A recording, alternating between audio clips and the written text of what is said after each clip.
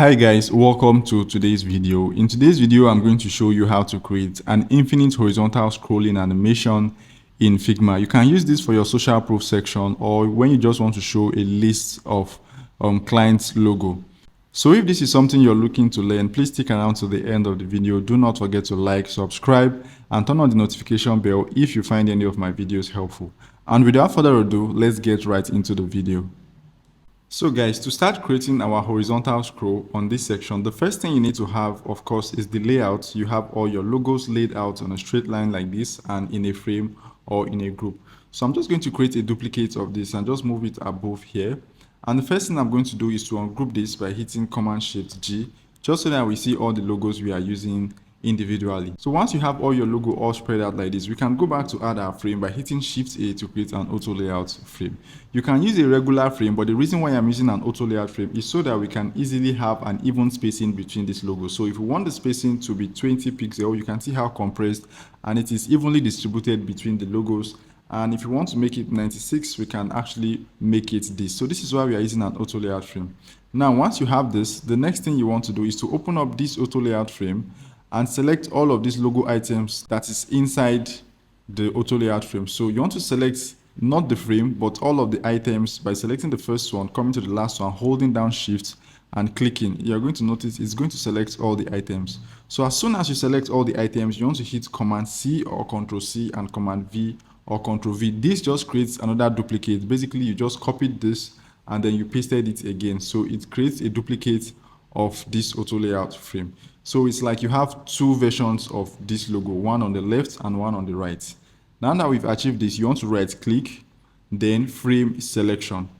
As soon as you frame the selection, if you open up this layer, you're going to see that inside our selection, we have our auto layout frame. You have your logos duplicated in two places and wrapped inside an auto layout frame so that you can have your even spacing. The next thing you want to do is to resize your main frame so that it can fit this particular size. So if you can see, the size of this original frame is around 1594. So I'm going to select this and I'm going to make the size of this 1549. Right? So once I do that, you're going to see that this frame is now smaller. I can now go ahead to clip its content. So what we can see here is just the first instance of this logo. Then having this, you want to select this and create another duplicate of it by holding down Alt or Option, clicking and dragging. Once you've done that, the next thing you want to do is to open up this second frame, select the frame inside of it and align right. Once you do this, you're going to see that the logo items that we have been pushed all the way to the right. And you can see that there is some overflowing on the left here. If you click on this, you're going to see that if you open up the second frame, it's overflowing on the right. So basically, that's just what you want to do. You want to display both of this logo. The first frame is going to be showing the first set. The second frame is going to be showing the second set.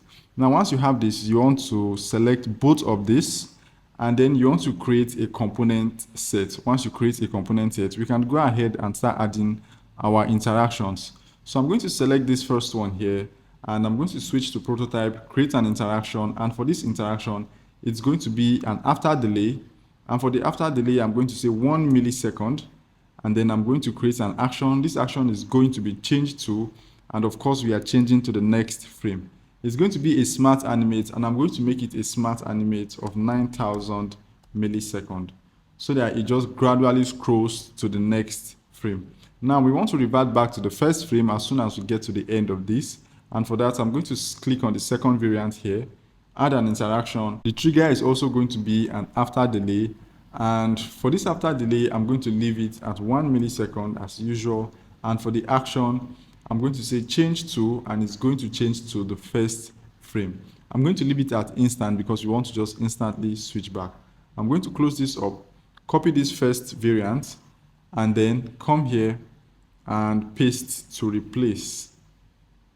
So once you have this, you can select your home page and click on prototype to view what we just created. And you can see, guys, this is it. This is actually how you can create an infinite horizontal scroll on your page. You can see there's slow down effect. It is not uniform. So what you can do is to go back to this horizontal scroll, select the first frame here, and in this animation, you want to make sure it's on linear, not on easy ease. So you're going to leave it at linear. In that way, it's going to create a linear motion between this scroll. So it's just going to keep scrolling. So this is it, guys. This is how you can create an horizontal scroll on your social proof section. If you're having complications, you can go ahead to close the prototype and launch it again from your design panel, just so that you refresh the entire prototype. But this is really easy to create. Thank you so much for watching, guys, and I hope you've been able to learn a thing or two. Thank you so much for watching. Please do not forget to like, subscribe, and turn on the notification bell so you get notified whenever I post a new video.